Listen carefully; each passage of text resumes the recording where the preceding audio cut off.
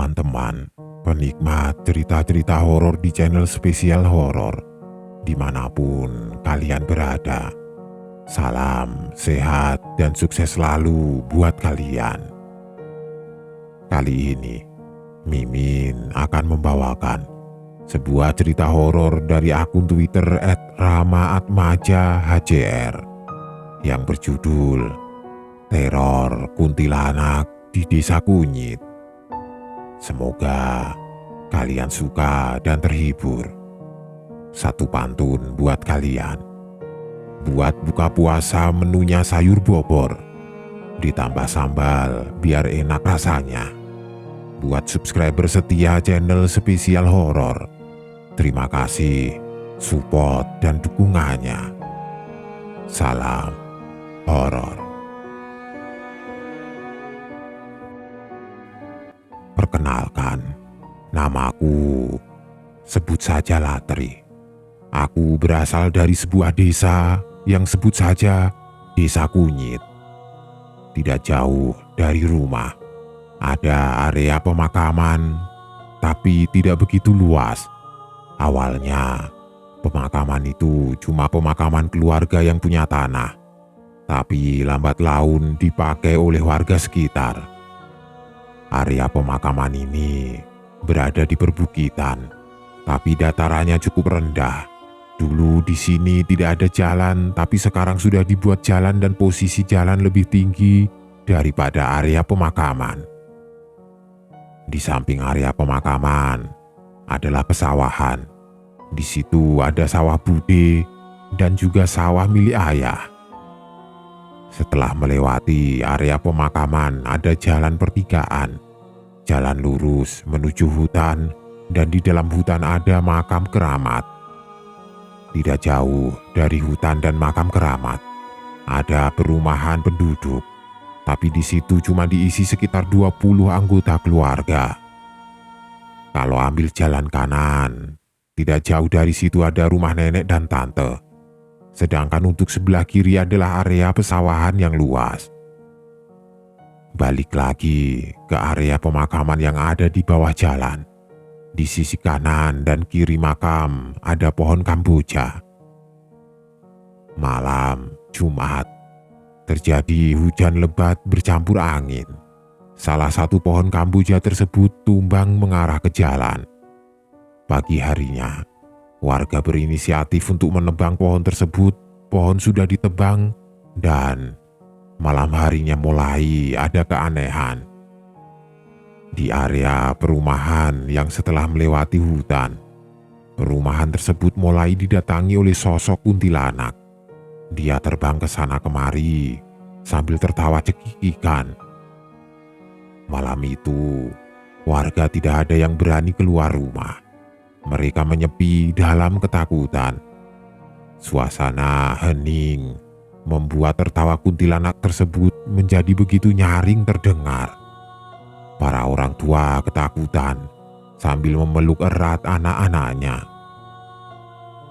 Tidak mendapatkan respon dari warga di situ. Sekitar pukul 8 malam, dia mendatangi rumah nenek. Kebetulan nenekku waktu itu sedang sendirian di rumah. Di samping kiri rumah nenek adalah musola. Di sebelah kanan rumahnya ada makam bayi. Sedangkan di belakang rumahnya adalah rumah tante. Sehabis sholat isya, nenek sambung dengan mengaji dan dia belum melepaskan mukenanya. Nenek memilih sholat di rumah karena cuaca di luar sedang dilanda hujan yang begitu hebat. Ditambah lagi, listrik mendadak padam, membuat suasana malam begitu mencekam. Suasana sunyi senyap, hanya suara hujan dan nyanyian katak yang mengiringi gelapnya malam. Tiba-tiba terdengar sekelebat suara, seperti kain yang dikibaskan. Siapa yang mengkibas-kibaskan kain malam-malam begini? Sudah begitu, suaranya terdengar begitu dekat. Tidak lama, terdengar suara seseorang perempuan yang tengah tertawa dan tawanya memekakkan telinga. Tangan nenek bergetar hebat. Hawa di tubuhnya mulai memanas dan bulu kuduk nenek mulai meremang. Tapi kejadian tersebut tidak menghentikan nenek yang sedang asik membaca kitab suci. Suara tawa semakin nyaring dan terdengar semakin dekat. Rupanya makhluk tersebut sudah berani memasuki rumah. Suaranya terdengar jelas dan asalnya dari atas lemari. Mungkin kuntilanak tersebut sedang duduk tepat di atas lemari yang berada di belakang nenek. Awalnya nenek mengaji dengan suara yang lumayan pelan. Tapi setelah mendengar hal tersebut, dia menaikkan nada suaranya. Nenek mengaji dengan suara lantang seolah menjerit. Begitupun dengan si kuntilanak. Dia tertawa semakin menjadi. Tertawanya seakan menghentak dan nenek pun sama, dia tidak mau kalah. Sekelebat suara kain kembali terdengar. Kuntilanak tersebut keluar. Kuntilanak langsung pergi. Dia pergi menuju ke arah belakang ke rumah tante. Setelah itu nenek bergegas keluar rumah dan berteriak. Dia memperingatkan tante bahwa ada kuntilanak. Sebelum listrik padam, tante dan ketiga anaknya sedang asik nonton televisi. Kondisi tante saat ini tengah mengandung atau hamil. Listrik padam dan mereka masih berkumpul di ruangan tersebut. Badan tante tiba-tiba menggigil hebat.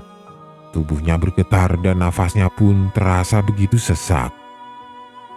Tidak berselang lama, tante tidak sadarkan diri. Tubuhnya telah dikuasai oleh makhluk tersebut.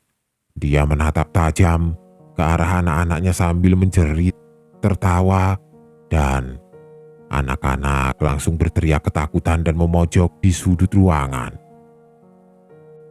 Mendengar hal tersebut, nenek memberanikan diri menerjang gelap dan derasnya hujan. Dia menginjakkan kaki di tanah yang basah dan sedikit berlubang.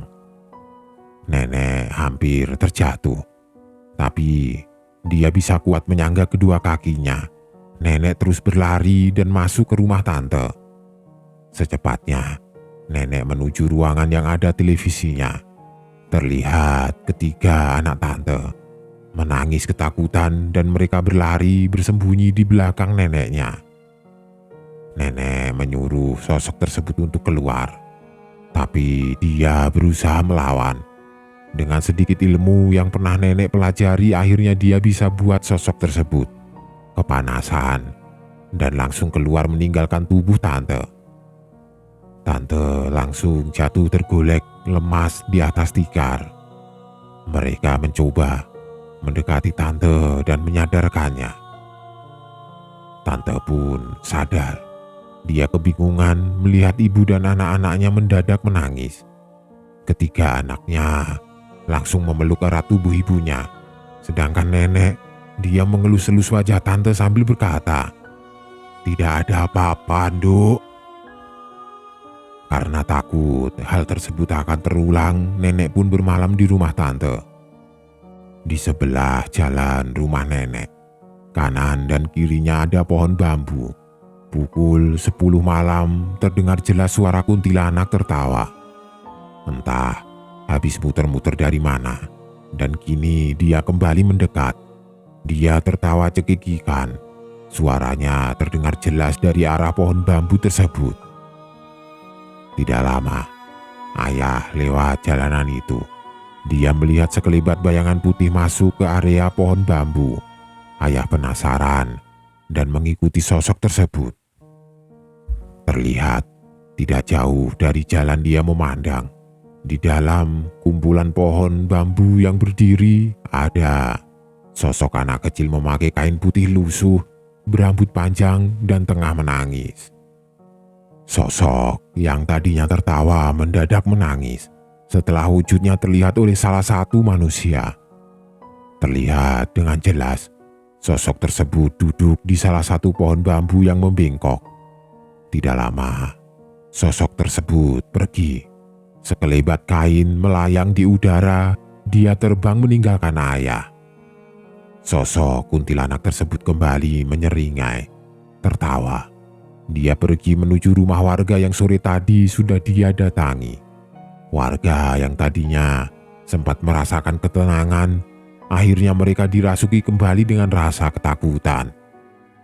Kuntilanak itu terbang ke sana kemari mencari rumahnya yang hilang. Pohon Kamboja, rumah si kuntilanak yang sudah tidak ada, karena rumahnya sudah ditebang oleh warga. Hampir semua warga tidak bisa tidur di kala malam. Mereka diselimuti rasa ketakutan yang mencekam. Warga resah, karena tidak hanya semalam kejadian mengerikan itu menimpa mereka. Setiap malam, sosok kuntilanak selalu mengganggu warga dengan suara tertawanya yang membuat siapapun yang mendengarnya menjadi ketakutan. Akhirnya, ada inisiatif dari beberapa warga yang mengajukan acara syukuran. Acara syukuran diadakan di musola yang berada di samping rumah nenek. Setelah dilaksanakan acara syukuran, malam harinya sosok kuntilanak itu tidak lagi mengganggu warga. Warga pun bisa tidur dengan nyaman. Teman-teman penikmat cerita-cerita horor di channel spesial horor, dimanapun kalian berada, jumpa lagi bersama Mimin. Kali ini Mimin akan kembali membawakan sebuah cerita horor dari akun Twitter Lentera Malam yang berjudul Kisah Nyata Teror Pocong Kampung Atas. Buat kalian yang sudah penasaran dengan ceritanya, langsung saja selamat menyimak kalau kalian benar-benar berani. Pengalamanku tahun 1998 ketika aku masih SD. Kenangan ini benar-benar membekas karena aku turut mengalami kejadian yang dirasakan para warga kampung. Namaku Reza. Aku tinggal di wilayah Jabodetabek. Aku tidak bisa menyebutkan kotanya karena akan terlalu spesifik dan jelas. Jadi kampungku ini terbagi dari 3 wilayah. Bisa disebut kampung atas, tengah, bawah, dan aku tinggal di kampung bawah. Akses jalannya cuma satu yang menghubungkan ketiganya. Jarak antara kampung bawah ke tengah lumayan dekat, tapi tengah ke atas agak jauh. Kebanyakan pendatang sekarang. Pada masa itu, warga belum padat, jadi jarak tiap rumah jauh-jauh, dan tiap kampung ada gang dalam gang kebanyakan. Akses jalannya juga kecil, cuma muat 1 mobil. Belum lagi penerangan, cuma dari warga saja. Sisanya gelap, horor, begitu pokoknya. Jam 10 malam pun biasanya kampung sudah sepi sekali. Nah, awal tragedi seram itu pas ada seorang gadis kampung atas yang meninggal. Warga kampung lain taunya pas sudah 2 hari. Berita delay dulu Biasanya kita tahu ada yang meninggal karena dari ambulan yang membawa jenazah. Tapi ini tuh tidak ada ambulan lewat sampai berhari-hari. Ternyata almarhum dibawa ke kampung halaman langsung dari rumah sakit. Pantasan saja tidak ada ambulan. Pas hari keempat, muncullah isu katanya kampung atas lagi diteror oleh pocong yang ketok-ketok pintu rumah warga tiap jam 11 malam. Tapi warga kampung tengah dan bawah mikirnya, itu cuma isu saja. Sampai pada akhirnya ada kejadian heboh di kampung tengah gara-gara tukang sayur yang biasa pergi ke pasar dini hari sambil mengayuh becaknya. Tiba-tiba dikagetin oleh sosok yang sedang rukuk di tengah jalan. Bapak ini kaget. Dia lihat-lihat lagi itu apaan. Tiba-tiba badannya langsung bangkit tegak. Dan benar, sosok pocong yang setengah mukanya hancur tidak karuan dengan mata yang cuma kelihatan putih saja. Pocong itu bibirnya komat kamit, seperti mau ngomong sesuatu. Sambil perlahan ia loncat maju mendekati bapak penjual sayur.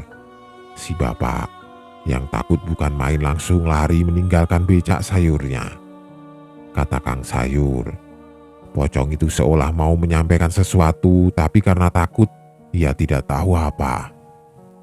Pas pagi, akhirnya seluruh warga kampung tahu cerita tukang sayur ini, dan mereka percaya tentang teror dari kampung atas. Warga mulai ketakutan. Lalu tiap habis maghrib pun kampung sudah sepi sekali.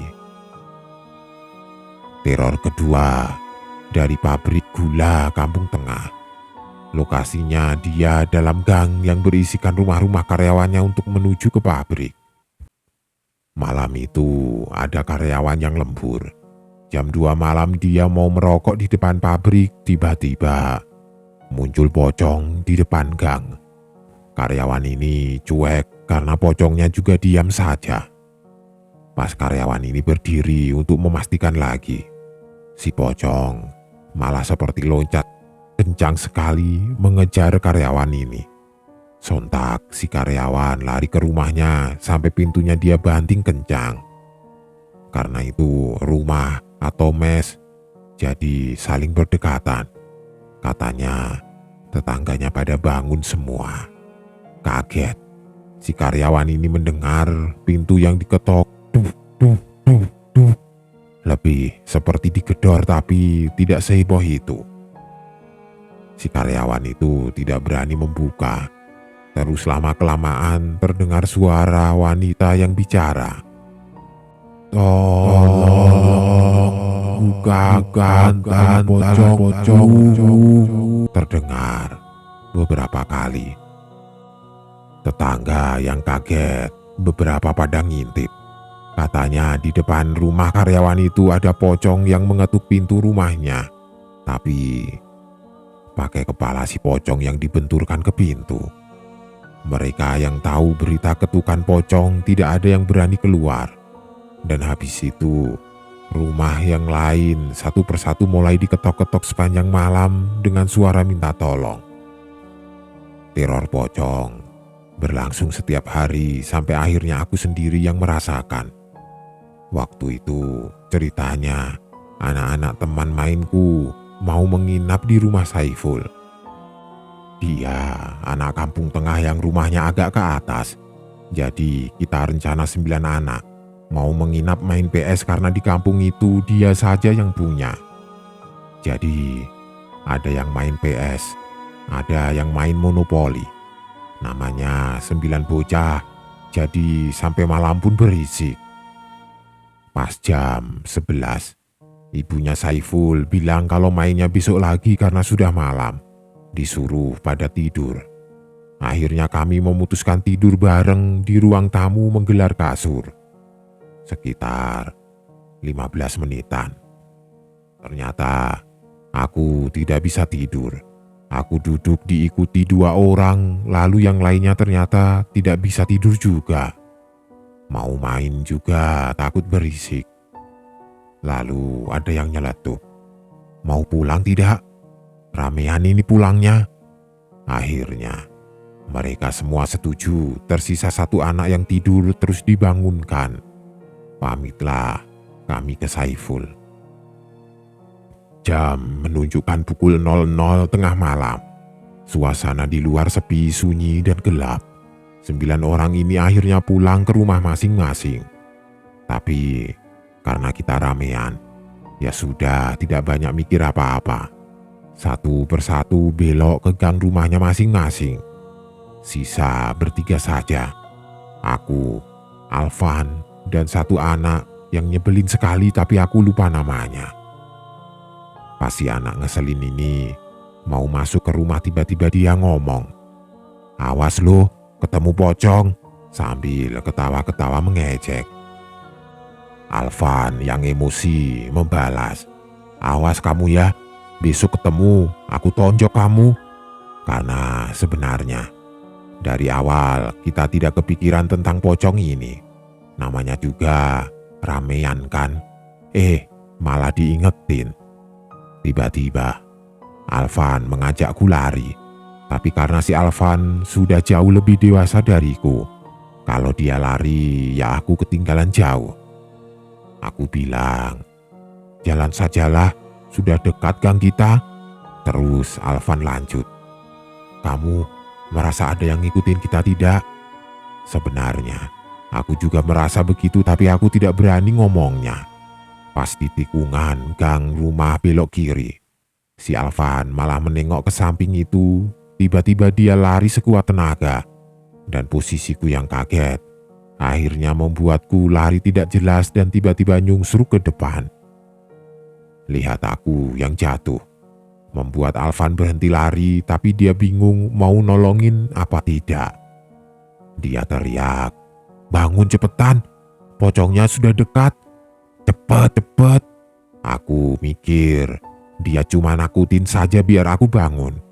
Pas nengok ke belakang, benar saja.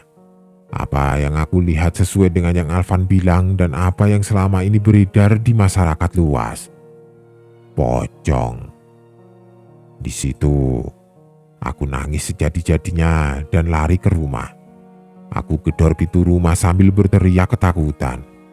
Tiap aku nengok pocong itu mengejarku, tapi tidak secepat yang diceritakan orang-orang. Pocong itu makin dekat di belakangku. Aku menutup mata saking takutnya. Tidak lama terdengar tetanggaku yang keluar rumah bertanya ada apa, lalu ibuku juga. Warga gang rumahku mulai satu persatu keluar karena teriakanku dan Alvan itu. Itu dikejar pocong, jawabku masih sambil nangis. Saat aku buka mata pocong itu tidak ada, beberapa orang pun mencari-cari. Mana pocongnya? Di mana? Alvan yang menjawab. Tadi loncat ke kebun nangka, Pak. Warga yang resah mulai berinisiatif untuk ke kampung atas. Pagi harinya warga kampung bawah mendatangi rumah dari gadis yang meninggal dunia ini. Warga yang resah mulai berinisiatif untuk ke kampung atas. Pagi harinya warga kampung bawah mendatangi rumah dari gadis yang meninggal dunia ini. Saat itu ditengahi oleh Pak RT. Bapak ini terus mengatakan telah menelpon orang di kampung memastikan jika tali pocongnya sudah dilepas. Akhirnya diceritakanlah waktu pemakaman anaknya saat itu pukul 23 malam. Si bapak yang bertugas untuk membuka tali pocong tiba-tiba lemas dan pingsan di liang. Akhirnya diangkatlah si bapak. Namun